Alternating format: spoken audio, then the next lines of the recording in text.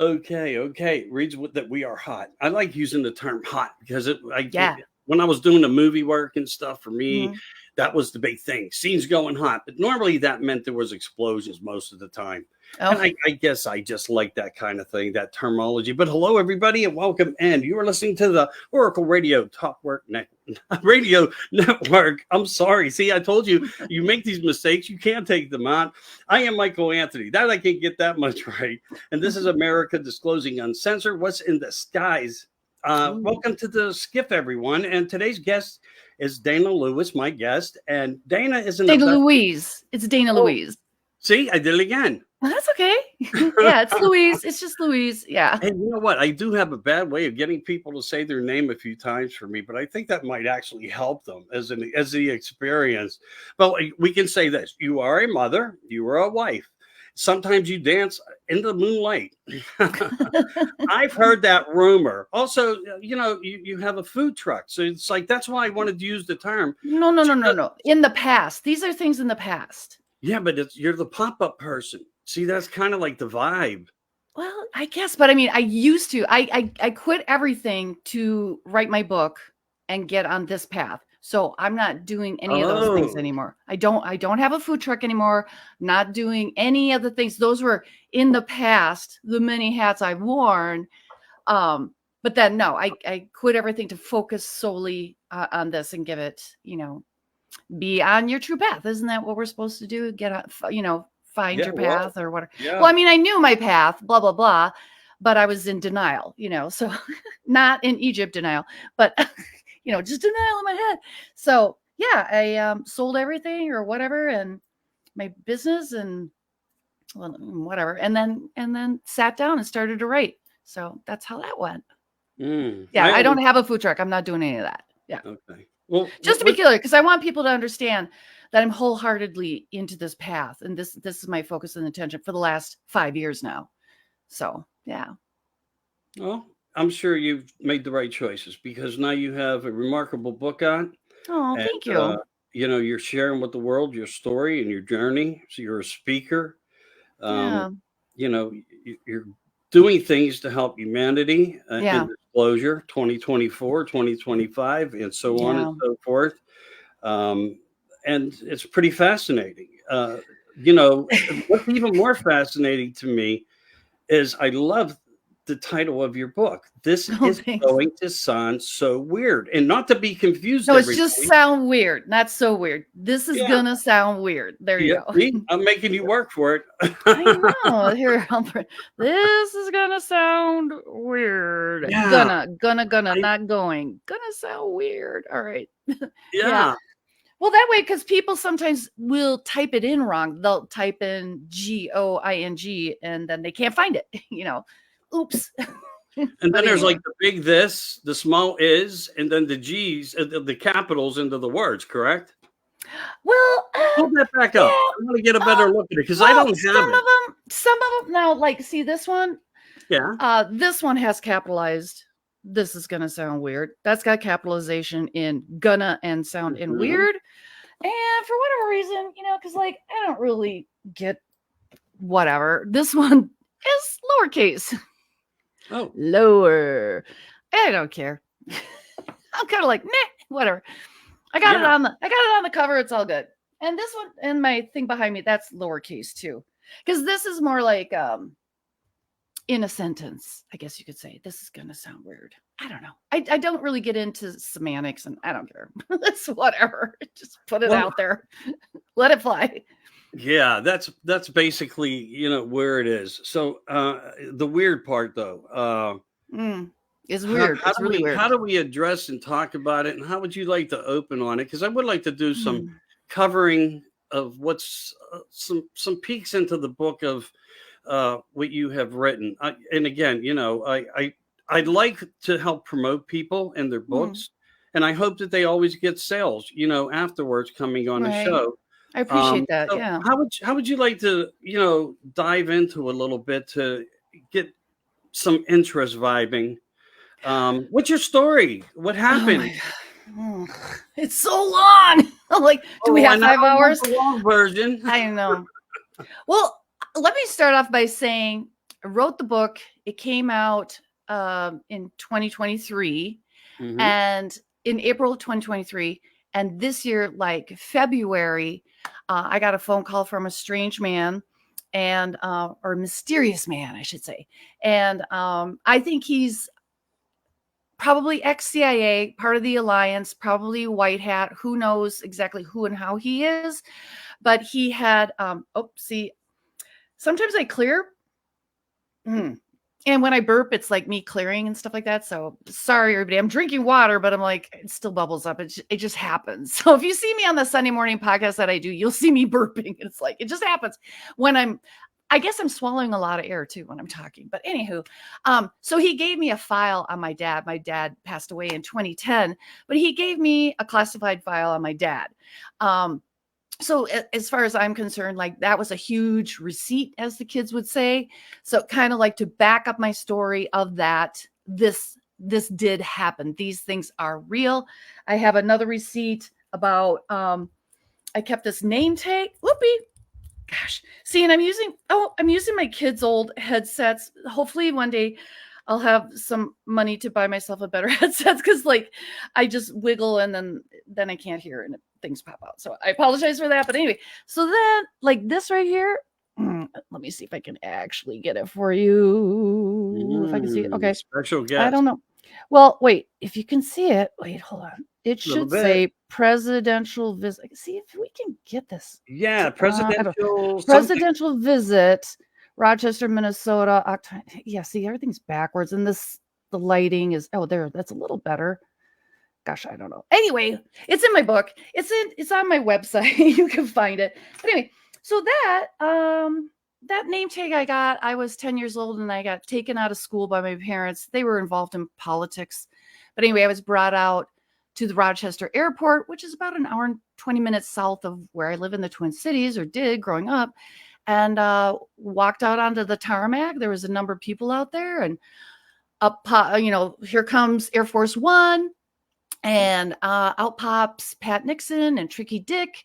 And Pat hands me a long stem rose, which to me is a Mason symbol or some kind of a symbol or a token of somehow or whatever. And some people were like, oh, like that didn't happen or this or that. I'm like, look, I got the media came up to me, and at the time it was like the newspaper and the radio and all that kind of stuff. And I was interviewed. So if somebody wanted to actually look it up, I'm sure maybe KSTP, WCCO, who knows, might have a file on that. Yeah. So I have a lot of receipts for my story of what actually happened. Boopity boop. So let's go back to the beginning. And I was an infant. I was probably 6 months old, maybe 9 months old, in the crib when the Greys started to show up. Now, my first recollection doesn't necessarily mean that was the first time that they came. It was just the first time that I was awake and aware of them being in the room and coming in. They were in the outside window peeking in, and then they were in the room. But this happened for at least a decade. I mean, it might have happened up until this moment when I met the Nixons and everything. And I don't know if at that time the Greys, I stopped being visited by the Greys and started being visited by this other alien species. And at the time when I was a child, I really didn't have a conscious recollection of them, but I would draw pictures. And I think that was them. And then as an adult, I think I was about 45 years old or something like that. That's when these other species came and took my DNA and my husband's DNA.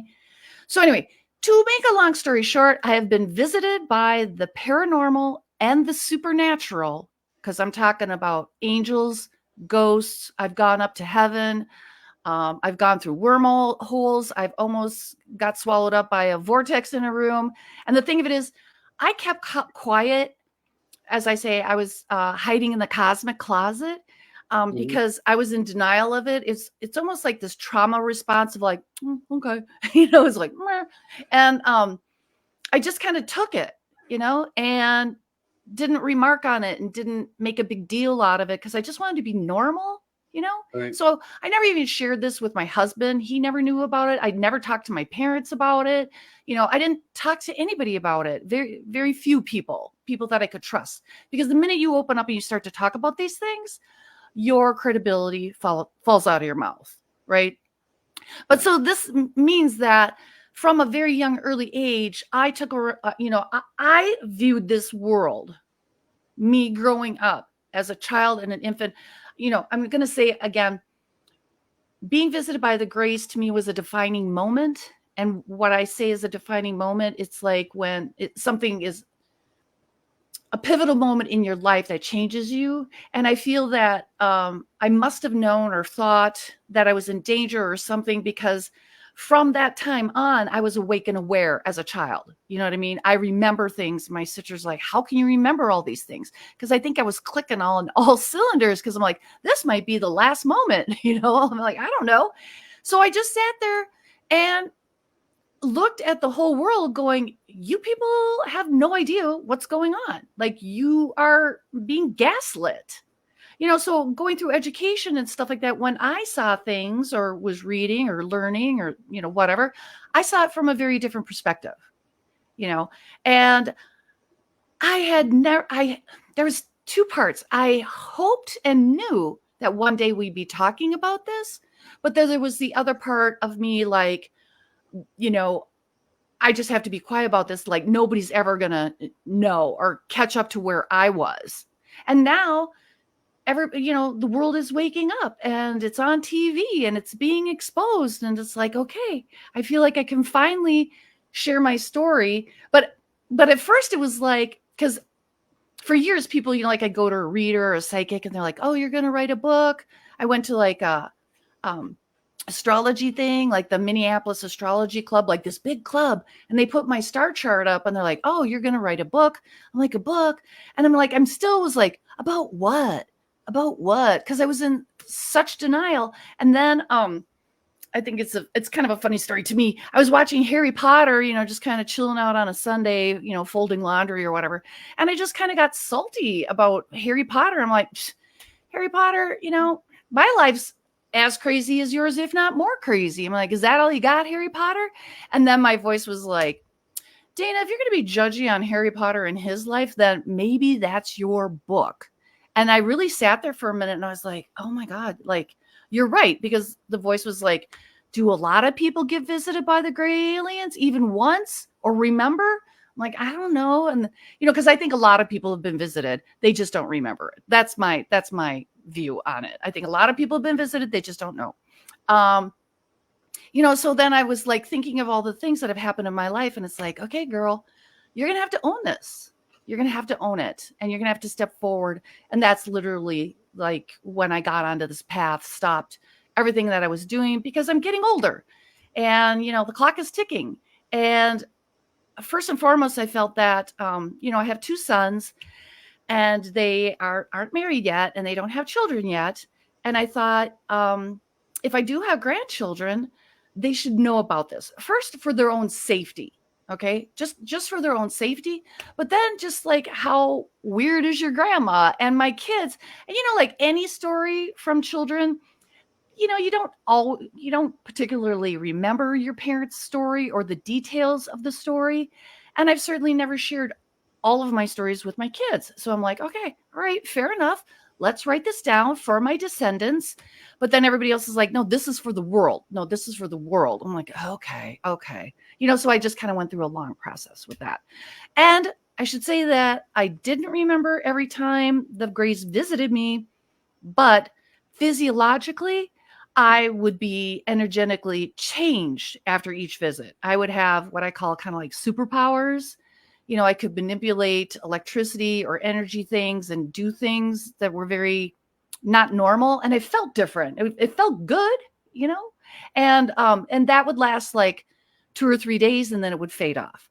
So sometimes I would just, think I'm waking up the next day, but I would have these strange powers again. I'm like, oh, I must have been visited last night, and then it would wear off. And then the next time, maybe I would remember the visitation or not. And I have a bunch of receipts, like I was saying, and one of them was when a microchip came out the back of my neck, an implant. And that was witnessed by a neighbor. My neighbor down here, who was an English teacher or whatever. I mean, just a very normal person. And I have a scratching in the back of my neck, and out came this chip. And we both looked at it and examining it and squishing it in our fingers. And she was holding it after squishing it. She's like, well, it's not breaking apart, like whatever, like if it was a piece of dirt, but it wasn't, it was a screen. And then as we were looking at it, it disintegrated on her finger. It vanished. And then we were like, whoa, like what just happened? But I do remember getting tagged during the day by what I feel is a different group of grays, a little bit taller than the ones that would come and visit my house. And it wasn't, and this was down the block. I was probably about 4 or 5 years old when this happened. And it wasn't until I was writing my book. Now this house, like I said, was just, we lived on a corner, and then there was like one house, and then there was like this cul-de-sac. So where this happened was at the end of the cul-de-sac. There was railroad tracks, and it was in that yard. And it wasn't until I was writing my book that I'm like, holy moly. The person that owns the house was my dad's boss. And the thing is, I always told my sister, because she knew when I would have these strange abilities or whatever you want to call them. And that kind of like irritated her. And sometimes she'd be like, oh, that's just static or something like that. And I'm like, no, this isn't static, and I show her or whatever. It just annoyed her. She didn't have these abilities or gifts. And so I always kept telling her, well, when I got older and I learned about it, I'm like, I believe I was traded for alien technology because of my dad. He was an electrical engineer, and he was working with Honeywell and Univac. And in that file that I got from that gentleman, it talks about my dad, classified papers talking about my dad going to Wright-Patterson, talking to NASA, traveling around, and all this kind of stuff. So, that backed it up. However, at my dad's funeral in 2010, a gentleman came up to me and my sister, and he said, I don't know why they fired your dad. And my dad always said he quit. And now I think both things are true, actually, and we'll get into that in a second. But he's like, I don't know why they fired your dad, because he changed the supercomputer. And in this file is a picture of the supercomputer, and he changed the supercomputer. Your dad was a genius. And actually, the man who gave me the file said, I wish I knew your dad. I wish I worked with your dad. And I'm like, why are you saying that? You just told me you found the file in the back of a desk that you bought 30 years ago or something like that. I'm like, so why are you making these statements? Very mysterious, interesting stuff. So it's kind of like, I feel now very, I feel very firm, or I feel calm. I don't know what you want. I can't think of the word, substantiated or something, that what I always thought and felt about being traded for alien technology has now been substantiated and validated. Thank you. Perfect word. Validated to me. And I'm like, that's awesome. And even, because the grays that were visiting me at night, at first, I don't remember it all the time, but I do remember it like a few times. Whatever was happening outside of my house when I was an infant before the visitations, and I would feel a vibration. I would hear a humming. And just about, I don't know, 8 years ago now, I ran into a woman who was a little girl who lived behind me. And we went out, to catch up and meet up. I hadn't seen her since high school, and we quit being friends in like 6th grade or something. So all of a sudden we're sitting there and eating, and she's just very normal, just a very normal person. And all of a sudden I started to talk about the aliens, and I'm like, don't talk about the aliens, because she'll never see you again. She's going to think you're loony and all this kind of stuff, So I was like, no, stop. Why are you talking about aliens? And she reached out her hand, and she's like, Dana. And she put her hand on mine, and I'm like, what? And she goes, I remember the vibrations and the humming. I remember that happening. And she said that she was petrified when it would happen. But we kind of went through, everything, the story, her story, and what she remembers. And we don't think they were visiting her. It's just that she was awake and aware enough to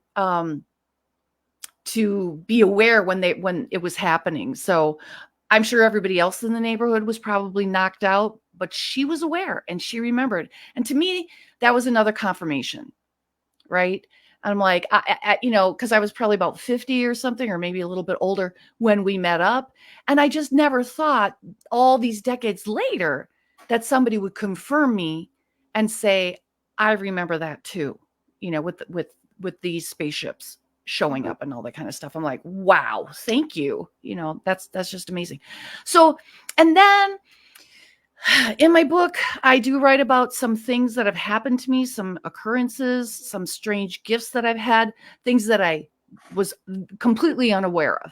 So, I have no idea, what kind of abilities I have. It's just that I sometimes fall into situations and these abilities come forward, much to my surprise, as much as anybody else's. And here comes clearing again. Yep. So anyway, so those things kind of happen. And that's great too, because that's a confirmation from other people and witnesses that could step forward to say, I was there, I saw it, I can confirm that happening. And actually, even one time, the one time I saw the closest UFO was one just flying down the Mississippi River, which was very near my house, and it was heading towards downtown.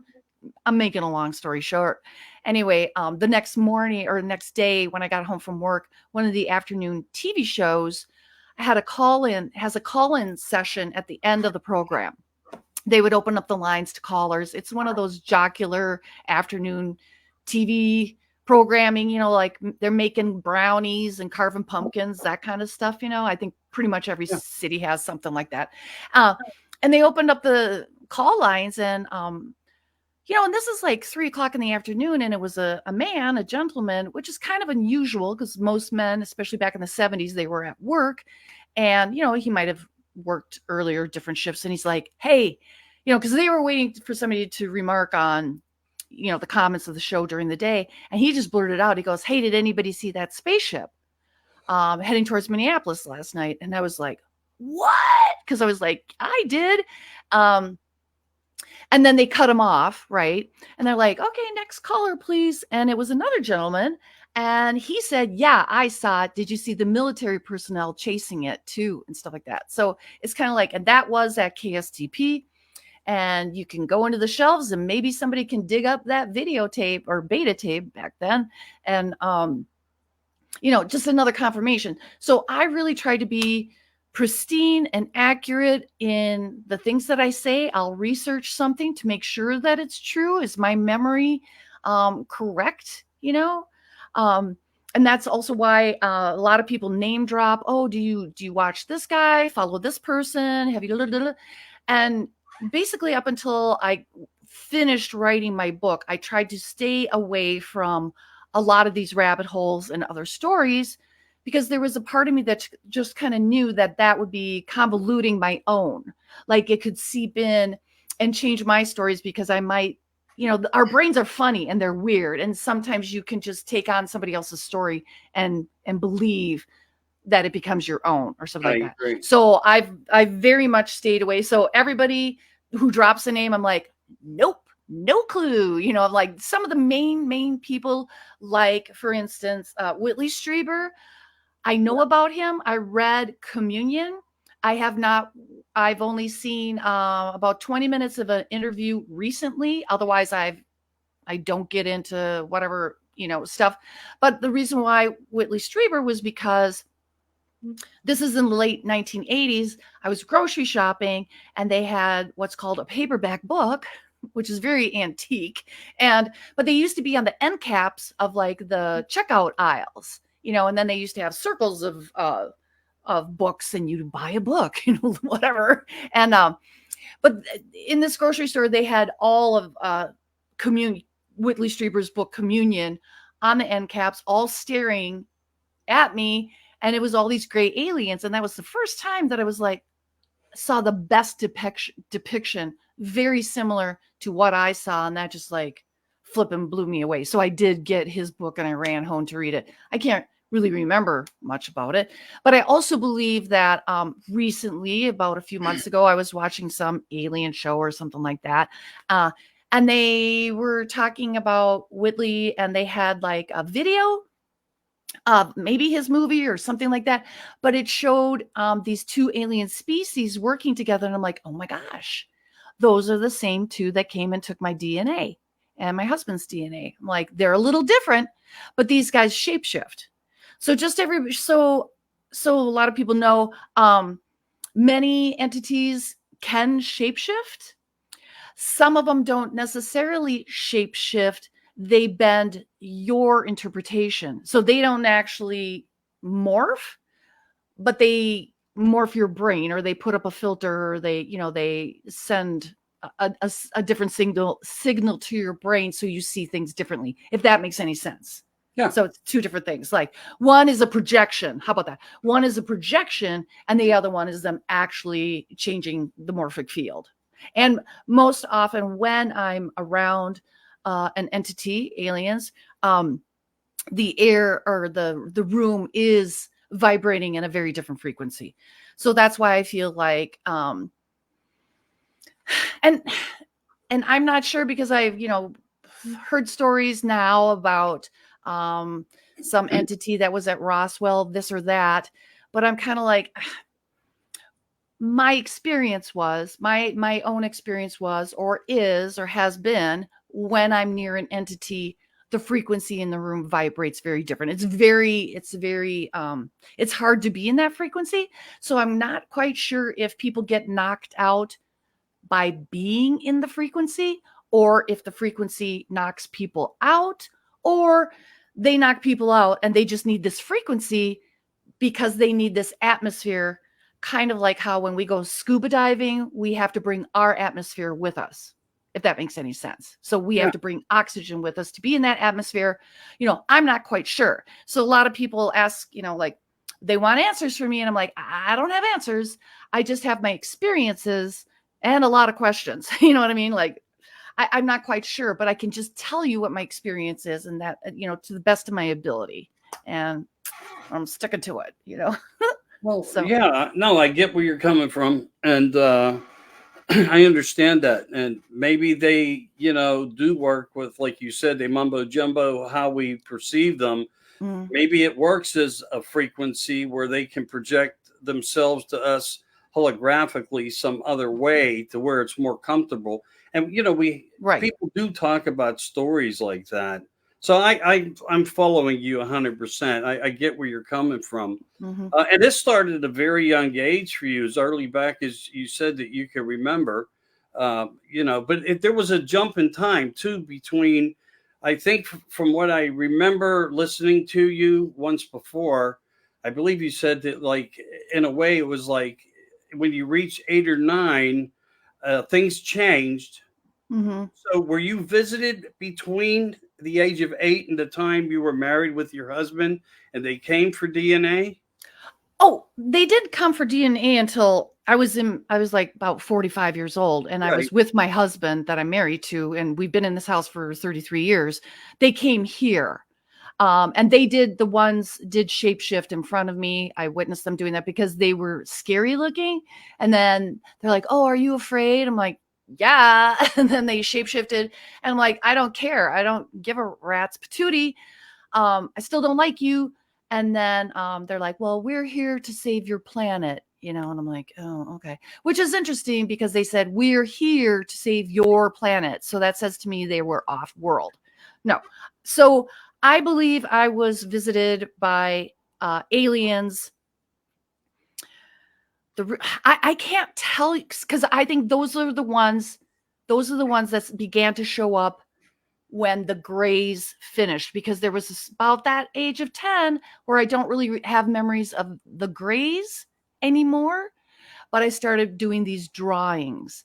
So when they showed up in my house when I was in my mid to late 40s, I knew who the one guy was. I'm like, "Oh, I know you. I've known you." And so I think that's when that happened. but I didn't remember those visitations, or I don't. I think they're just loosely in there. I think if I shook real hard, they'd fall out, but they're just loosely in there. But it just was a confirmation to me of like, oh yeah, I know who you are. That's no fun. But so and then about the same time, see, this is kind of when my dad said he quit his job, which the other gentleman said fired, because some people get into Montauk and all this kind of stuff, and I now that I've been more exposed to that, it kind of clicks or makes sense to me about a lot of 3D things that were going on in my life that kind of lead up to, I think my dad was saying, you're done. You can't mess with my child anymore. I think I was slated to go to Montauk because I was becoming that age and they wanted me. And he said no. So he quit. That is my suspicion. And I'm usually pretty right. And, but that is when, I started finding myself, and I don't know, for anybody that watches Big Bang, there's Sheldon's girlfriend, Amy, and it just cracks me up because she's always wearing, I love it how they put her in pajamas, right? You don't really see many of the other characters in pajamas, or maybe you do and I just don't notice, but she literally is wearing the pajamas that I wore back in that time. So this is in the 70s, and it's this little prairie dress, and it's got a yoke on it, and they have these crazy loud patterns, usually red, white, and blue or whatever. And so I don't know if that's the writers giving a nod to everything, but what began to happen was I found myself standing outside, and that's when I first saw the sky opening up, the firmament, if you want to call it that. I saw the sky opening up, and I saw the ships coming in, and then the ships being met by the ships that were here. And it's kind of like they weren't really fighting, but it was kind of an entanglement. And I remember watching that. Now, when the sky opened up, the earth was shaking and vibrating, the whole, like everything was vibrating, and it was a sound. Now, I've been told through kids, in gaming, the sound is called Legion. And the sound sounds very much like a longhorn, but what I was told in, in my connections to God, source energy, spirit, whatever you want to call it, they showed me and said, the didgeridoo and to the Tibetan monks, that's the same thing.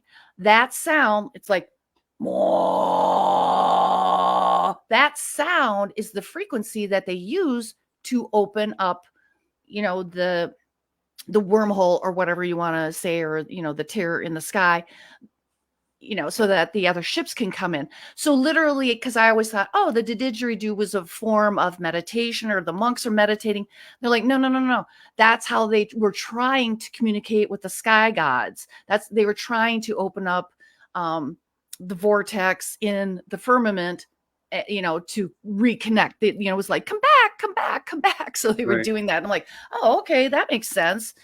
Because everything's frequency and energy and all that kind of stuff. So yeah, they showed me that. So here I am as a child, and I'm witnessing these big, huge ships coming in. And that happened a couple of times. But then the next thing is I was on the ships. So I'm on the ships, and I remember standing at a bay door, up in the sky, looking down at the ground and all this kind of stuff. So I started doing missions, and, that happened about the same time. So was it the same time as the token that I got from Pat Nixon? There's a little wiggle room in there. But, now I'm on the ships, and, but I also was on the waterways. So I was also on big water missions, and I was also on land missions, and those are typically at airports. So I don't know which branch of the military is land, sea, and air. Is that the Marines or something like that? I'm like, guess that's the super space program, but it's the super water program and the super land program too. So I've been on all three. Now, the last time I almost want to say it was the last time, but I don't really think it was. But I saw a man in a I don't know, space vehicle, but he was here on the planet and like right in front of me. It was almost like the size of like a small car, a very small car, and he was just kind of like a pilot, a single pilot with a glass. Almost looks like the zipper, that you would see like going around like at a fair, like that zipper thing. Mm-hmm. But it was very beautiful and it was red.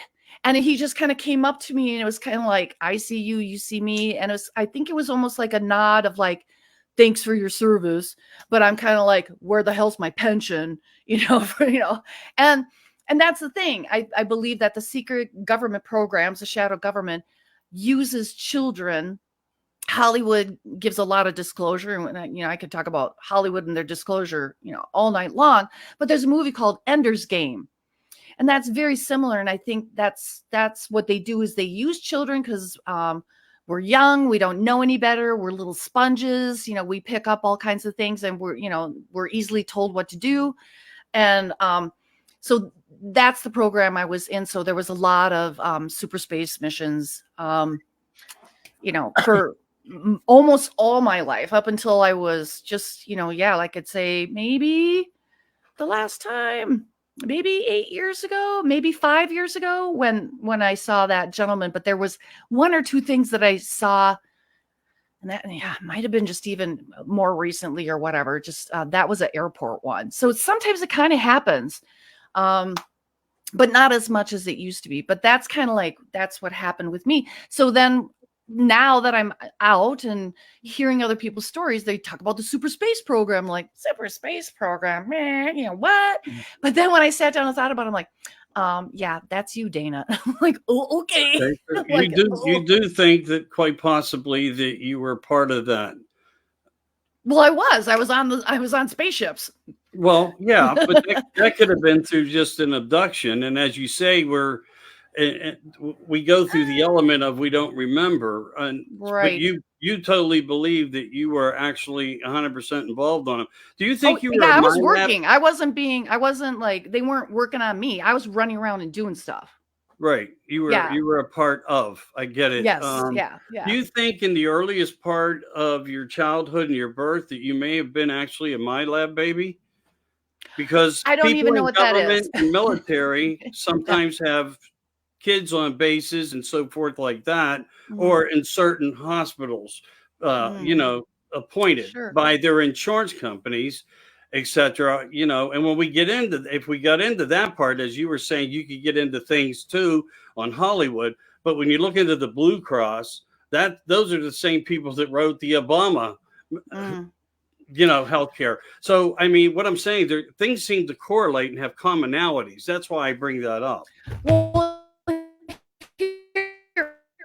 in this file started in 1960. Okay. And my brother's 14 years older than me. My sister's 7 years older than me. And what I was told is that my mom didn't want to have any more children, but my dad did.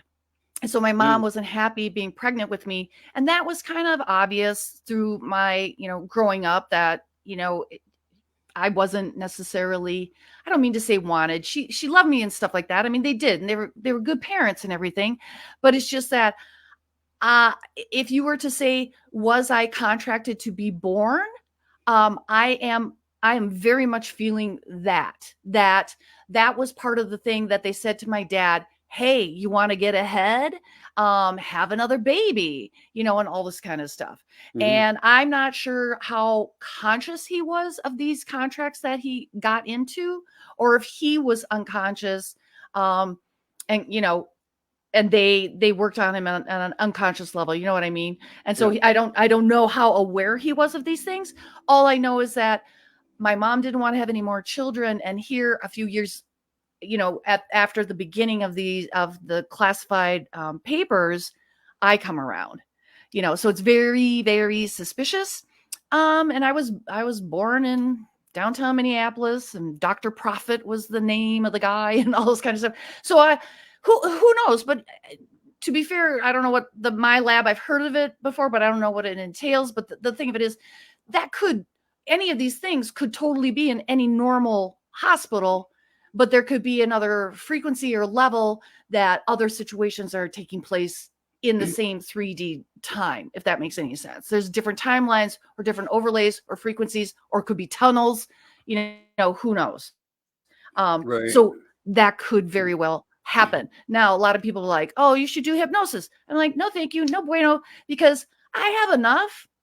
And I really don't want to, I don't want to dig in and find out if there was something that was be really scary or horrible. I've had enough. I don't need to know more, and I don't need to be a circus and come up with more things or something like that. I know enough. I'm like, I'm done. Like, and where's my pension? Thank you. So, Well, I don't know. Could be. Brought up to my lab because certain people that I've been able to have discussions with kind of thought that the tracking device, if we're say, that is why you need to be there, because they were the ones that made sure that the ones picked got them.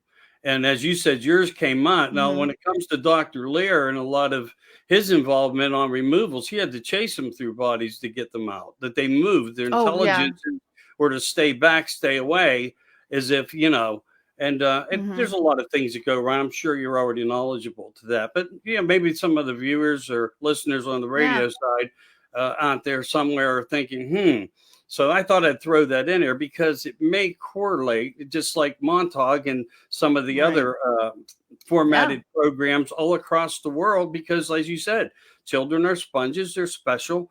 But there's also darker events below level 7s that come out. Yes. It's, we're going through a lot, and it seems that you most definitely went through a lot. So you were on the 3 levels: air, land, and sea. So to speak. What was it like? Did you travel or remember? Do you have memory or recall at all of what it was like under the water? Were you going to these places possibly that exist underneath that aliens actually have under there, so to say? Nope. So my experiences were on the water. Okay.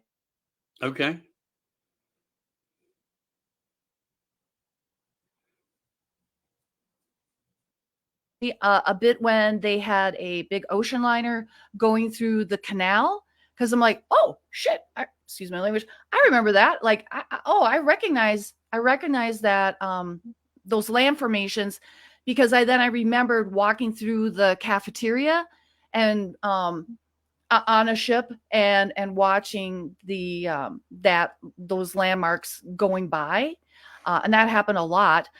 Typically, I would be on. See, that wasn't a river, but I'm up on board on top of the water. Had there been any water programs in the ocean? Could be. I don't have any recollection of them, but I do have many, many memories of being on the water on ships. They're usually very fast moving.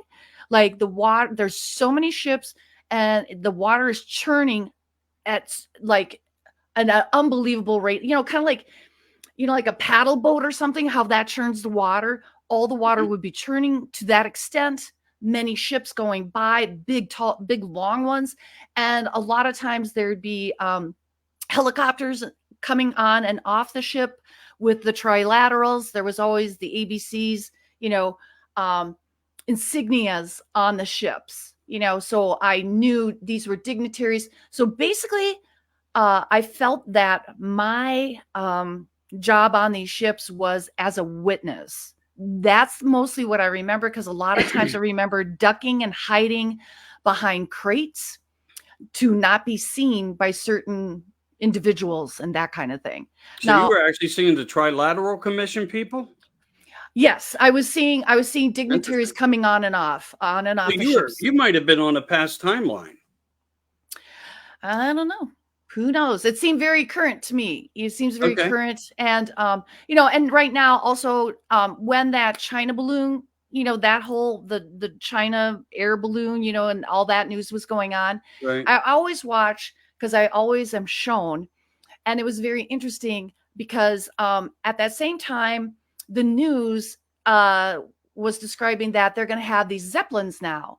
And these Zeppelins are going to be high up in the sky. And it's not a weather balloon. It's just a Zeppelin. And these Zeppelins are for the satellites, and therefore like, like Verizon Wireless or whatever for cell phones and all that kind of stuff. So just ignore them. They're, no worries, blah, blah, blah. You're going to see these Zeppelins in the sky. And I knew that was baloney because those Zeppelins are coming from an entangled, there's another planet that's entangled to us, very much like Earth. And so to me, I know they're doing some missions on there, but I do believe that they're doing tourism, which is hilarious. So those are actually tourists in Zeppelins coming to visit Earth, see Earth people, look at Earthlings, or visit your loved ones, all that kind of stuff. So they're actually tourists. And like, I mean, like I said, the Galactic Federation, perhaps, or the Galactic Federation forms of life. Well, I think they are. I don't know what forms of life, but they're coming from an entangled. We have another Earth that we're entangled with. And I feel like a lot of Tartaria and stuff like that is on that other planet, but I think that's just one of the wormholes. It's more of a stable wormhole, and they just go back and forth. But they can't just come in with a big spaceship because this tourism is being done on a 3D level. Okay, so it's coming in a 3D way, and they're doing tourism. So, but don't look at it, anybody. But I saw that. I'm like, you guys are so full of baloney, and nobody's talking about it. There's some pictures. I've seen it on Facebook of something like some Zeppelins and whatever. But I've seen the Zeppelins. I've seen the change. They've been coming for a long time, and they've had different like skins on them. Because some of them are more metallic, but then they've been more like fabric recently. Blah, blah, blah. I'm like, why? And how can that come through? And whatever. I have a lot of questions about that. But yeah, so there's a lot going on. And also I should say that a lot of the bigger ships, and this is why, when I started hearing about the super space program and what people were saying, I'm like, oh no, I totally get what you're saying. Because a lot of these ships, and they hide behind clouds.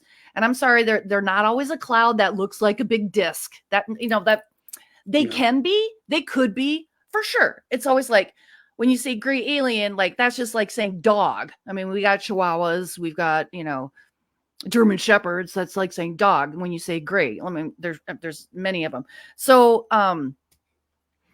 where was I going with that? With the grays and the boop. And you were describing the, unidentified flying objects coming from the clouds. Oh, yeah. Okay. Yeah. So the clouds, a lot of times they're just long clouds, but I can always tell because the pilot of the big ships, like the big ones, like the captain or whatever, I see them. I can literally see their face looking at me and knowing, and they're PO'd, and they see me and I see them. So there's a connection there. And I've always called myself eyes on the ground. Viewer, then you can conscious view. You don't have to remote view. It can happen almost simultaneously, instantaneously. Yeah, everything for me is like this, blah, blah, blah.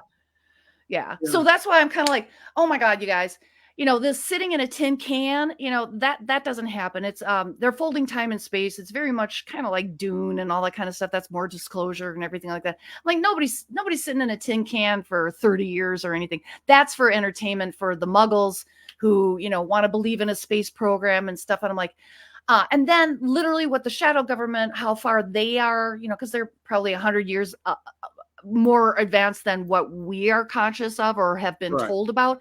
But the thing of it is, that's still antiquated because literally traveling space is more instantaneous and everything. So it's like from where I know and understand, like people talk about med beds. You don't need med beds because it's instantaneous, the healing and stuff like that. Things are just more because it's all this conscious level and being able to work with frequency, if that makes any sense. So that's where they're at. That's where the galaxy is at. We're so far behind, we're in the Stone Age over here, and it's fine. It's good. But, whatever people think the shadow government is doing, it's still just not even, because even having to use certain types of tools or mechanical things or whatever, that's still antiquated and old. That's not actually what's going on. That's not actually how the rest of everybody does it. That's what I know. That's what I've Right. experienced. And So what you bring to the table is a source of information that helps us put it in place to try yeah, to, answer some of the questions. As you say, there's always more questions for certain. And I right. believe that. Let me ask you this. Um, how does deja vu work for you? Do you have a Hmm. lot of that when you have these recalls of memories? They happen.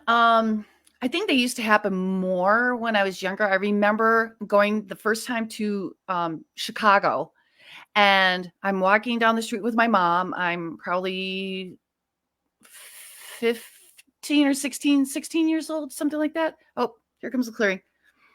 And yeah, all of a sudden I looked up and I was like, what? And it was like, because then I get like this, going on.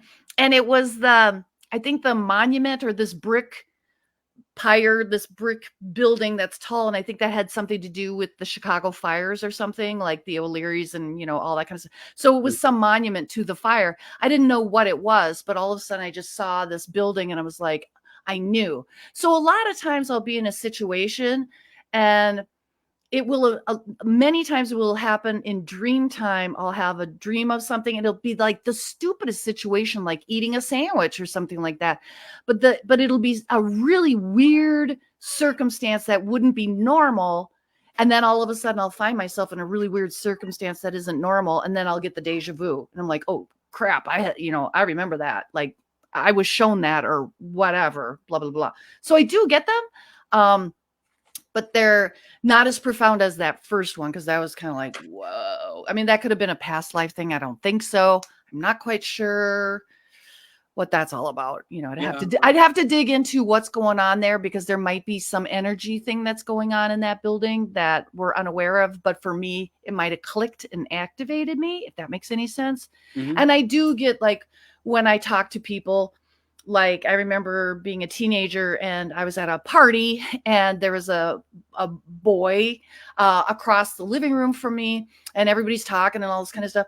And he and I had a perfect tunnel where we could talk in a normal voice very quietly, and we could completely hear each other because we had activated this tunnel between the two of us, where literally everybody else in the room is like, what? Because of the music and like yelling, blah, blah, blah, just this loud ruckus. But he and I were having this very quiet conversation, and we were doing it like from Across the room? 15 feet away from each other. Yeah. So, I've I mean, weird actually happen experienced like that. something like that. Yeah. But it was somebody that I knew, and it wasn't until I got home after I was thinking in my head, how did that happen? Hmm. But at the same thing, like for deja vu, I went through things like that myself as a kid, and can remember being in the back seat of the car, small enough to stand up, to put my arms over the seat, to try to talk to Oh. my dad, and said, "I was here before. I know these people." And Oh. it was an argument. I mean, my father would not let up on the fact that, Michael, you don't know what the hell you're talking about. No, Dad, I really do. It's like I know. It's like, Right. and again, we get trapped in that spot where people don't want to hear Right. what we do know, or what we feel we understand of a situation. And that's why a lot of people frown away from coming on as you have. That's why you're a rock star, no Oh. matter what anybody says about no, really, if you're Oh. willing to come on Hmm. and face the music as you Hmm. have, and everybody does this, there's always a backlash. They're Yeah. the rock stars. They're the ones that are going to make this and disclosure happen. And you're Right. opening the doors. And I want to Oh, just thank thank you. you for that, because I know Oh. myself that I went through things that I don't have a lot of answers to the questions on as well. Right. But more fascinating, I had one visit me right over my head once. I could have threw a Ooh. rock and hit it. It took up the whole driveway, and my driveway was Oh. not small. I shined a light at it. It shined its lights back at me. I did it again. Oh. It did it again. I did it again. It did it again. Then I said to myself, what the hell did you get yourself into? Yeah. Because I started calling for people in the house at the camp saying, Right. hey, check Get this out out. here. Yeah. Nobody can hear me. Right. Oh, Nobody yeah. heard me. Nobody heard me. But the hairs on my arm, all that thing, I got static, whatever you frequency, Right. or just me, my frequency saying Mm. you're in scare mode, which I probably was at that point. I Right. believe it. But you know what? I've had it. I experienced that. And when you Right. tell people about it, though, they look at you like you're quite crazy. And I didn't Yeah. have just one occurrence. Right. I've been several times. I post pictures. What you call the ones that hide behind the clouds, I have them actually coming up, punching a hole through them. I Right. would only suggest to somebody look at my page. But if you go into America Disclosing Uncensored, that group page, you're going to have to keep scrolling or you'll never know, as I always put in my posts, because people stop in 2 minutes instead of going, and it's hard to get to the bottom of anything. But if you Right. don't go to the bottom, you're never going to get to the bottom of anything you want to know. So Isn't that the truth? exactly why I put it up, because I put so much what I felt was valuable information for people to give them a starting point for research Right. and Yeah. understanding who people like you are, who I am, who others Right. are that are in the Right. field. But this is an amazing conversation. Your story is amazing. Oh, well, thank you. I mean, but thank you because like you and other podcasters and stuff for being brave and coming and holding space for people like me to talk. And I'm only doing this because I'm what you want to call an elder or something like that. I'm trying to be of service to mankind. I mean, isn't Right. that what we're supposed to do? Be of service to others. And I'm like, I know what I went through and I took it in a certain way, but other people might not feel as well and they're more frightened, like what the heck happened and all these kinds of things. And the more we bring out our voices, the more then it's in the air, and we can unite. And so that's part of my whole mission here is us being united and not being in fear. Divided we fall, united we stand, right? The old song. Yes. And so that's what we have to do. They want us in fear and separated and hating each other. And that's why part of my mission is like, no, we have to be of service and stay in kindness and get together because I have whatever powers I have. They might be unusual, this or that, but it's not as if it's not organic to our species. We've just been shut down. The human race, the human species, whatever we are, all of our gifts and powers have been shut down, manipulated, used, fed off of, all that kind of stuff. Because we are the creators. We are part of the divine spark. Yes. We're part of God. That's how I look at it, the divine spark. I call it source energy, whatever. But the other ones, they can't. They can manipulate things, which is going on right now in the Gulf of Mexico. They can manipulate things, but they literally need to use our thought forms to create this. So I'm really always harping on, please, watch Mad Max, watch some of these dystopian futures, but don't linger there. Don't entertain yourself there, because then you're allowing them and giving them permission to do that work and make and create that. Right. I want to create a green, I want to save the planet and save the children and, save who we are. And I think our natural who and how we are, we have a divine connection, and that is our divine heritage, is to be able to work with these energies. But if the populace did that, then we wouldn't need the governments, right? We wouldn't need these higher ups. Right. We've been enslaved, and the levels of enslavement are just so deep, so deep, so deep, on so many wavelengths and forms of how they do it. And I write about this in my book a lot, but this is what's going on right now. This is what's playing out right now. And, me and I do want to back up. Everybody on Facebook feed, my feed, I've met just the kindest people. I have not, knock on wood, been attacked or anything like that. I've had some government attacks, like energy things, but they can't get me. It's kind of hilarious. Like they pulsed my house and the 3 neighbors' houses and they all lost power except for the room that I was in. And my husband's like, how do you still have power in your room? Whatever. And I'm like, oh, it's a long story. I'm weird, honey, blah, blah, blah. So I know as much as there's the negative, there's the positive. Because like whoever gave me the file on my dad, I guarantee you he's ex-government one way or the other, whoever he was. I probably know him as a white hat. I'm just not consciously aware of him, but he's trying to help.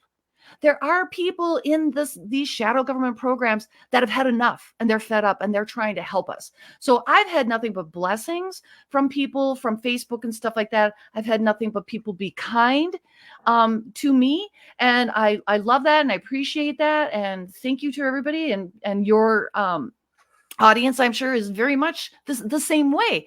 And I think, some of these bad actors, I think we're exposing them and shutting them down and all that kind of stuff, so that's my story. Stick it to it. Well, I think you're absolutely right. And I think we're witnessing, this elevation in consciousness. And I think how that works, in my opinion, because I agree with a lot of everything of what you said, is when people allow themselves to be able to accept and process, their consciousness becomes more aware and they rise to a new level. That, in a way, some may say, well, that's the reset. Well, you can call it whatever you want. There's probably a lot of different languages or, little memes that people use to, get that across to people. But I think that's the elevation on how we will go into the future. And I don't see a change to come. Technology is important, but it depends whose hands it's in, Right. And as you said, when we say stop, and we will no longer accept these actions and these devastations and everything else. Maybe you were learning back, and it hasn't all come back to you yet as what the purpose of what this journey in your life has been about. But you're talking about everything that's important. You're doing what I call the full disclosure, 100% full, because it goes beyond subject matters. Right. It goes on to actual humanity. And like you said, us coming back to what us being gods, because we can't create. We were given an element to be what God can be. If God created us, the source created us, this energy web of ether, whatever this all is and means, which we may not have all the answers to, that is how it works to me. Because we can create now. Trees can create, bugs can create, animals recreate. Everything is a recreation. His job was done. We are here. Now we are the cure. Right, exactly. And that's why we have to be united and come together. But, also in my book, I didn't want to put any, so for 3 years I wrote my book and basically my story, and I had my neighbor down here read, and she goes, well, it's very vanilla, like, crap. And then like David Bowie, he was passed away, but he kind of came like in some memes and stuff like that. Like, if you aren't afraid of your art, then you're not doing it. Like, as an artist, you should really be I'm like, oh, dang it. So I gave creator source God, I said, okay, I give you 1 year to put in the book what you want. And that's when all the wheels fall off the bus. And I'm like, oh, snap. Am I going to have to talk about the Anunnaki and the reptiles and all that? And they're like, yes, and everything. And am I going to have to expose all this? Yes. And I wasn't going to put any energy exercises in it. But then the message to me was that, but then how are you being of service to man? Because you know how to do these things. Like, if your grandchildren do read this book, you should, have these energy exercises. But normal people, muggles or whatever, and especially, I'm sorry, the Christians, they need to understand the power of prayer and really how to do it. And so I put these energy exercises in to teach about really what's going on here, because a lot is about sigils, this and that. But I also put in there cloud busting. I talked about manipulating the weather. That's in my book. I've known how to do that for forever. You know what I mean?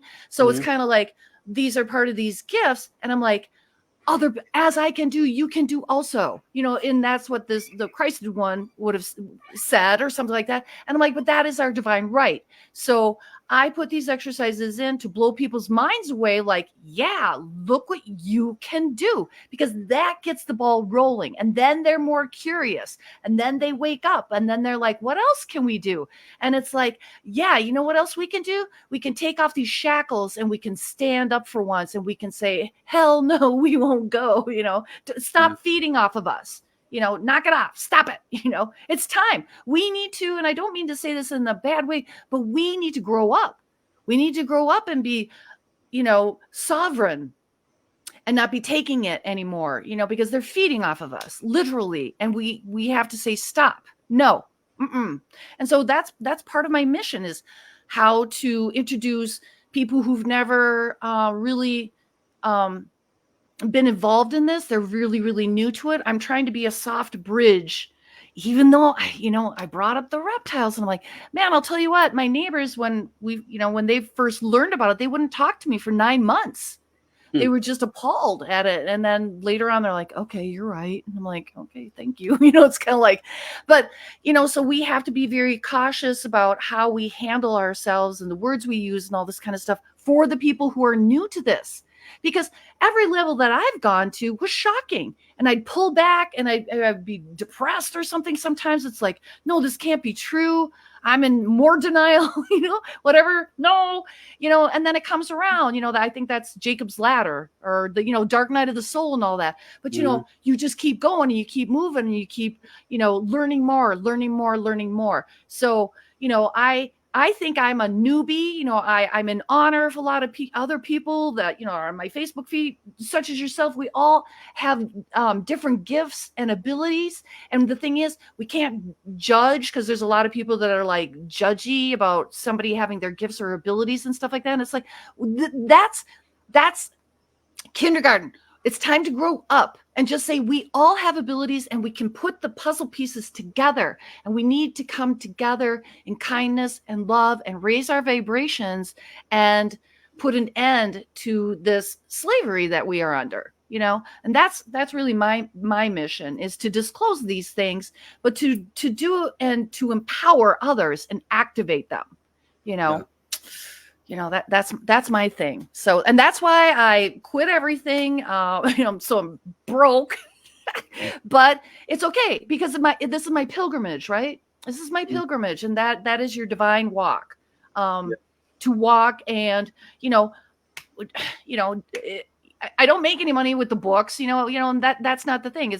It's I don't make any money, but it's a pilgrimage. It's not about the money. It's about giving. I might not have anything, but I have some experiences that I want to share. This is the bread that I have to share, and it's all that I have.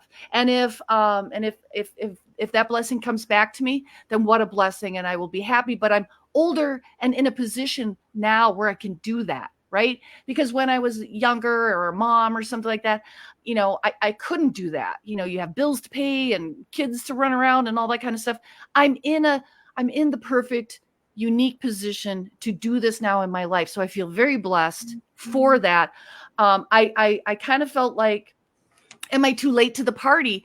Because, I've known about this all this time, and I've watched, other people, or started to listen to Coast, 20 years ago or something like that. I'm like, oh my God, it's my tribe. This is amazing.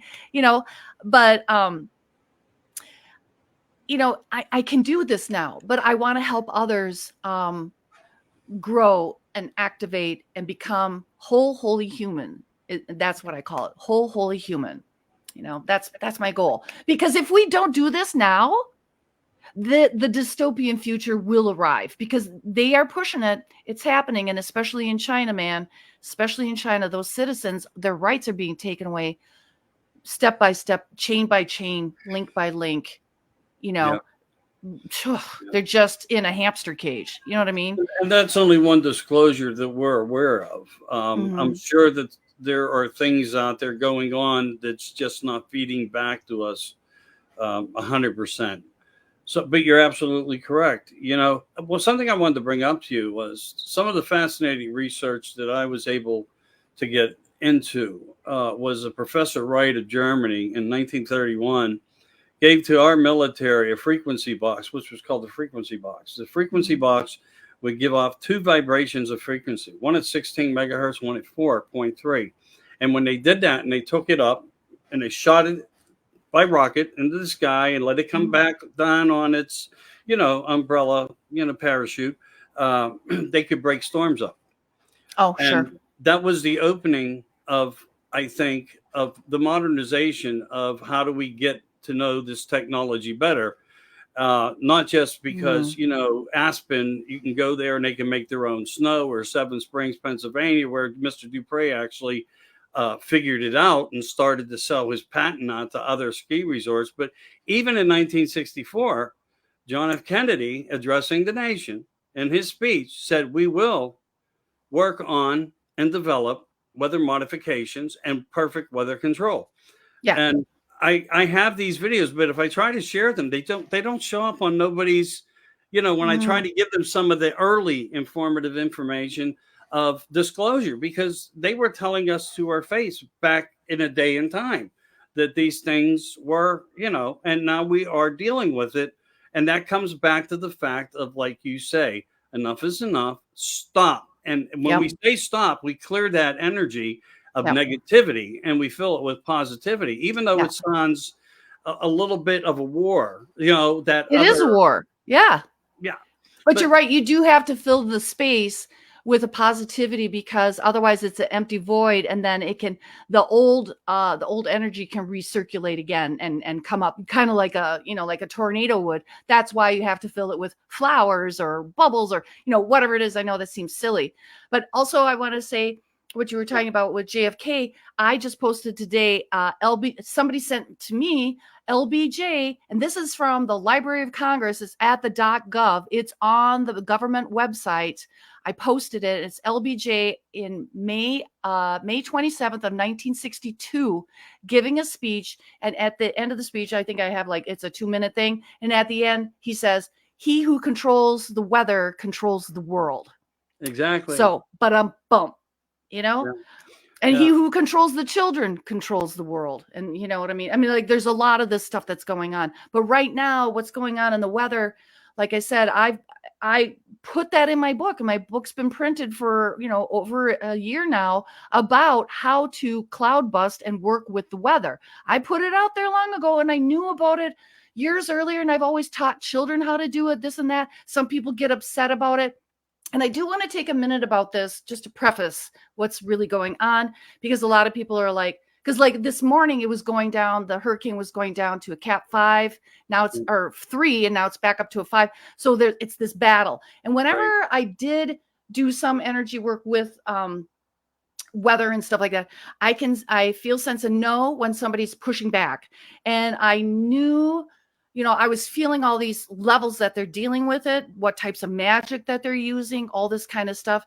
And literally, because I had one very sweet lady that I know on my Facebook feed, she goes, "I just can't handle all of this, and it seems very negative. I'm just going to go out in my garden," stuff like that. And I said, "Honey, I love you, dear, and everything." And I said, "But we do need your help. Here's what I want you to do. Go out and garden, but I want you to put that in your heart and your thoughts towards the storm. Just please do that. You don't have to be looking on your Facebook feed or anything but just send your thoughts forward to that storm, to just be like, okay, calm, calm, calm, calm." Because we need to have those thought forms pushing back. And the more people, because they use our thought forms like satellite towers and stuff like that. They use each human's thought forms, and they're making their own grid off of us, and manipulating it. But so I'm like, if you could just, you don't have to look at your feed, but we can't allow this evil to continue. We can't allow it. And I know you don't want to allow it, because if people silence their voice and just allow it, look what happened in Nazi Germany. Evil loves people who are silent, and they don't do anything, and they turn their back or look away. So what I was just trying to say to her is it doesn't have to be. God is in the simplicity of things. Sometimes people think you have to jump up and down and do all this stuff, but sometimes it's just the simplest solution is the truest one. So I'm just like, just put it in your heart, just put it in your thought forms. Think of flowers and send that to that area. You could just think of the whole Gulf and put like one big gardenia on top of it. I'm like, that's all you need to do, my dear. Just please, just keep your prayers and thoughts, in that situation or whatever. And so that is also replacing the energy system, like you were saying. So it's like, it's not just about dissipating the storm, which is true, very true, but this is a multi-level attack here. It's very multi-leveled. And I'm keep getting surprised at all the different levels and all that kind of stuff, but it's a full-on thing. But if we can pull this off, it would be amazing, because a lot of energy workers out there would be like, oh my God, I think we did that. I think we did that. I think we affected that. And it would be also a warning to them of like, hey, you know what? We're waking up and we're not to be played with, because if we allow this, it's just going to get worse because they're getting away with it, right? And all these people are like, oh, you can't manipulate the weather and stuff like that. I'm like, why don't you come see me? Let's go have some coffee and I'll show you how to bust a cloud and move the weather. And then you tell me you can't do it. After I teach you how to do it, look me in the face, look me in the eye and tell me that didn't happen. Because I dare people, go out and do it. Do it. Shock yourself. Keep saying, because I don't believe in anything. I'll just put that right there. I don't believe in anything until I experience it. And I've experienced a lot, but I'm in disbelief a lot of the times, or in denial a lot of the times. And it's almost like I have to confirm it to myself to believe it. So the whole manipulating the weather, like, really, did that happen? Really, did that happen? Really? So I get it. But it's like, after you keep saying this isn't going to work and it keeps working, and you keep saying it's not going to work and it keeps working, when are you going to give up and say, okay, I guess it's working, right? And so for those people that say it's not possible and, that's a bunch of malarkey, come and see me or try it, because it's in my book and I've given videos. I have a YouTube channel. I've put it out there for free for people to learn this. And excuse me. And I did that a while ago. And so here we are. Now we need it, because I think people are like, enough. I've never really seen a hurricane this big coming out of the elbow of Mexico like that, just out of nowhere. Right. I just don't remember something that big coming that way. There was something of a report in 1958. I have a document piece of paper of it took the same path in 1958. It was called the same name. How about that? So, who's to say why things, can come back and reoccur? It's almost like conditioning to expect the unexpected, to believe in the unbelievable. And, as you say, as we focus through these psyops and these war machines and mechanisms, and just stay strong against them all, we'll start taking them out. We will in our own way. Some people will reflect upon it through voting. Some will be reflecting upon it as disclosing weather, and just, some talking about ufology. But the whole picture is, look at the enormity of everything that we're focusing on, and humanity's finally doing it in a bigger way. Yeah, I love it. A very bigger way. Yeah, it's amazing. It's great. And even if they don't believe, it's just that this conversation is happening, that the conversation of whether, because like some Republican or something, I think it's that blonde woman, I don't know what her name is, whatever, tweeted about weather manipulation. And so then all like these nighttime show hosts or whatever, like, haha, yucking it up. Like, oh yeah, weather manipulation, and well, you could get into the chemtrails and all that kind of stuff. But I think once this story gets out, a lot of people think of it as negative. I laugh and I think it's great, because it's like, oh my gosh, it's on the news and we're having a discussion about it. Right. It wasn't discussed before. Now we're having a discussion. So even the person who doesn't believe in anything, they're going to get curious at least. And maybe they laugh at us or put us down or something like that. But to me, that's a little bit about their frightened, I think, deep down inside. Could this really be true? And I'm sorry, because I want to say, do you have a faith? Because do you say in the creed of your faith, I believe in all things visible and invisible? Or do you just say that for shits and giggles? Yeah. You know, Well, that's where is your faith? What do you believe? See, if you don't believe in all this kind of stuff, where do you go on Sunday? Are you going to church? Well, then, are you a heretic? What's going on here, people? So it's putting it in their face, whether it's a negative, kind of like all publicity is good publicity, even bad publicity or whatever. It's just putting it out there, and people are getting then more curious. And I'm here to say, now that you're curious, I'm going to show you how to do it, because we all can do it. Everybody can do it. I teach everybody how to do it. Doesn't matter your ability. You can do it. Every living soul on this planet can work with the weather. But the thing of it is, it's not just the weather. There's the other elements on the planet that we can work with too. Yeah. So are we all superheroes? Is the Marvel magic? Like, we are. We just need to know and wake up to our divinity. Yeah. We are those people. We can work with it. That is our divine right. You're right, though. But if I'll go back to what my theory of thought is, if we can create life, we can do everything beyond that. Oh, that's amazing. I like that. Yeah. And people need to remember that focus point of that, because we do have the capabilities. Some of us may not even understand them all. A lot of people may question them. Question yourself doing that. Questioning yourself is fine to do. But remember, there may be more as to why it's occurring. Practice, what you believe in. Keep strong, keep faith, keep peace, keep kindness. Right. Because to me, that would make a perfect world, and it's everything they don't want. Exactly. Yeah, it's everything they don't want. And let me tell you, even last night, I'm sitting there thinking about this weather, and I'm having a conversation with myself, like, oh, come on, Dana, you can't. I know what I've done. I've had incredible weather stories and stuff like that, and I still have doubt, and I still question my own abilities and question myself and question, can this happen? Can we do this? And all this kind of stuff. And it's like, no, and that's where your faith comes in. And just even if you don't believe, you still walk forward. It's kind of like going into some scary haunted house or something like that. I'm going to guard myself with my protection and love in my heart and whatever it is and blah, blah, blah, blah, blah.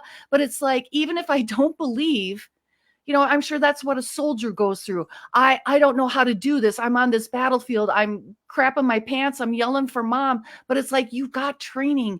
Rely on your training. Move forward. Keep going. Because that's the only choice we have, is to move forward and keep going at this point. Because if we keep sitting down, that dystopian future is going to roll over us very quickly. And this is the critical mass time for us. And that is why I talk to people, a lot of my podcasts or whatever. I'm like, you have to be very mindful of the programming and the broadcasting, because they're spell casting on us, and they're using our thought forms, and they're manipulating our thought forms. And that is where basically, like a zombie apocalypse can basically happen only through people's subconscious minds, because they subconsciously are unaware when they're getting this programming. And I don't know what subliminal messages are being sent through the airwaves and all that kind of stuff. I super am very much like, we got to be clean. If you're watching some of these like demon shows, like where they're ghost hunting and stuff, you got to be careful, because some of that stuff can move through and maybe enter your house if you're not conscious and mindful and clear it and are aware of what's going on, because they're super doing it. They're doing it through entertainment. They're doing it at concerts, all kinds of spell casting. And the average person isn't consciously aware of it, but they're feeling it now. People are feeling that it's off. They know something's not right, Right, exactly. And you're absolutely right, and that's how people started talking about crisis actors. They were understanding, they were learning that they were being set up, through pain. And the worst of everything, we learn, we strengthen from it. These mistakes, these things we see that we know just seem so highly unusual, it's because they actually are. Right. And when you accept the fact of that and confront it differently, that's when you'll turn, the table around with us and join us on this mission of, creating a better forefront to the future for the children and for life itself and humanity. We won't have to worry about off planeting the Mars as fast as everybody, because we'll be able to reconnect here and reestablish here the lost and Right. the forgotten things that are possible now, even if we don't all become the superhero of whatever. It will still be much better than what we are dealing with that surrounds us now in this faculty of life, and it's Right. to discourage people that this is all probably happening for the most positive reason and Oh, for yeah, I the hope most so. positive outcome to come. For whatever reason, it's happened. We're in Mhm. it, we're engaging in it, and all we can do is do what we can do to make it better. And if we Right. do that consciously, I really feel that we have a huge, probability of a better tomorrow. Yeah, a good shot at it. Yeah. I agree. But we have to let people know to be very, very careful of this programming that we're going through. But Mm, but because I'm speaking about it, you're putting it out there and spreading the word. You're spreading my message. So thank you for that to your happy audience, to. and then they're hearing it. And so, it's this rolling thunder. And even if somebody watches a show and they're like, it's just a discussion. We're starting the discussion. And that's all we really need for that tipping point to happen, because You're people right. weren't talking about this. And even a year or two ago, nobody was talking about weather manipulation, not on an energy level that us humans are able and capable of manipulating it. Nobody was talking about that. And here we are. So to me, yes, it's a great thing. People are always like, get into the fear base of it. They're like, oh, but I'm like, no, it's great. We're talking about it. We're exposing it. Right. Now it's being brought to the light, and people can do whatever they want with it. But more and more people are listening and curious, because I'll tell you what, my life is way more interesting this way, on this side of the screen, or the curtain. It's way more fun and interesting, even if I'm wrong. I admit I'm wrong, and I admit that I'm sometimes I can't believe that something's happening or stuff like that. I have the same normal reactions. It's not as if I'm like, oh, I've got all the answers. No, I have more questions, So it's like, but this is the ball, the energy rolling, because this ball wasn't rolling. And once that energy gets rolling, it's just, the energy won't stop. So I'm very excited.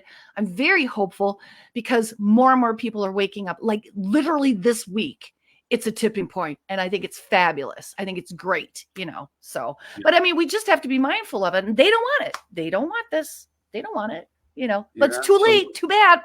Cat's out of the bag. That's true. That's true. The world is over the last couple of weeks has really woken up a lot, and for whatever reasons, it's was meant to happen this way. All we can say is it did happen. But I Right. think we're going to come out stronger and much wiser. I want to thank you for being on. We're hitting that Oh, thank 90-minute you. time limit, and Oh, okay. Oh, that's yeah, okay. Thank you so much. time Yeah, flies when when you you're having fun.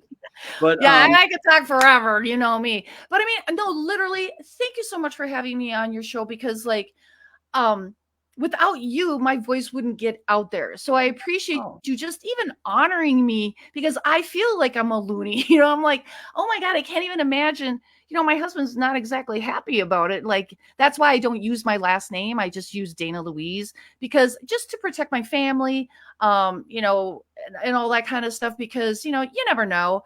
But I'm putting myself out there, and people know more about me than I know about them. So I feel very fragile, now you know so my I secret. appreciate it. I appreciate you supporting me, because then that makes me feel like maybe I'm not. At least there's one more loony with me, and thank you Yeah. for being that loony. Well, we both And your share audience, thank you. we both share the same type of secret. I'll just say that. But you're I right. We have to appreciate it. That's protect awesome. ourselves. We have to protect ourselves as well. We do. Yeah. Everybody, Dana is a fabulous person. Dana Oh, Louise. thank you. Did I Thank say it you. right? Yep, Dana Louise, just There like you Tina go. Louise. And I'm going to say this once again. Let me find it here. Let me find it here.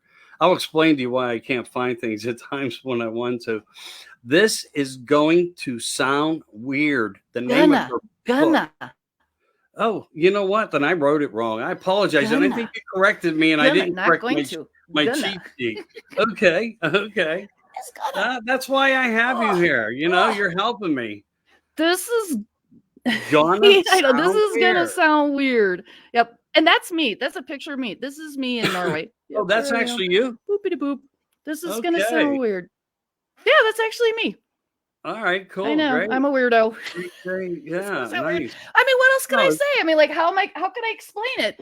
Isn't that what you say to your friends? Like, you know what? This is gonna really sound weird. So I'm like, yeah, okay, that's the name of yeah. my book. You know, Because, when like, how else can I explain it? I don't know. Yeah. But I think you hit the nail on the head on it, to be honest with you, because I we all appreciate it. we all look at that term and phrase and probably have said it how many times, and now Right. you put it on the book. Fascinating. Yeah. Great Thank thought you. put behind that. Yeah. Thank you for being here again. I'm going to Yeah. cut out and say good night to everybody, which I'm going to do right now. So you've been listening to the son of the Oracle Talk Radio Network, America Disclosing. I'm Michael Anthony. Dana was with me tonight. She's right there. Please like and share.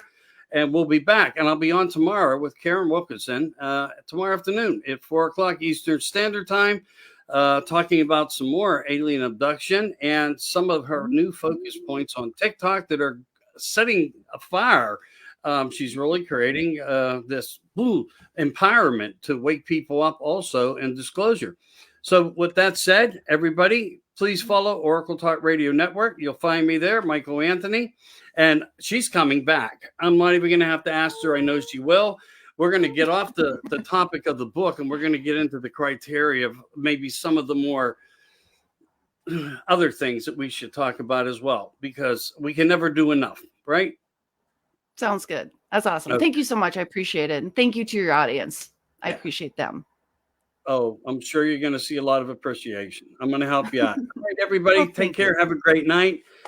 And let me just make sure I got this. Yeah, I do. All righty.